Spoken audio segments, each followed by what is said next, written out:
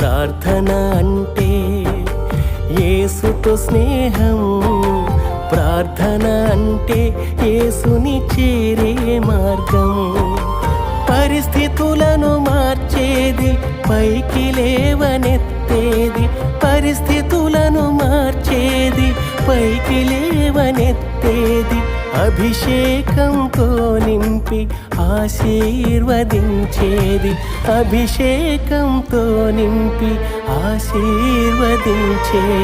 ప్రార్థన ప్రార్థన ప్రార్థన నిన్ను పరమునకు చేర్చునది. ప్రార్థన ప్రార్థన ప్రార్థన ప్రార్థన నిన్ను మహిమతో నింపునది. ప్రార్థన ప్రార్థన అంటే యేసుతో స్నేహం.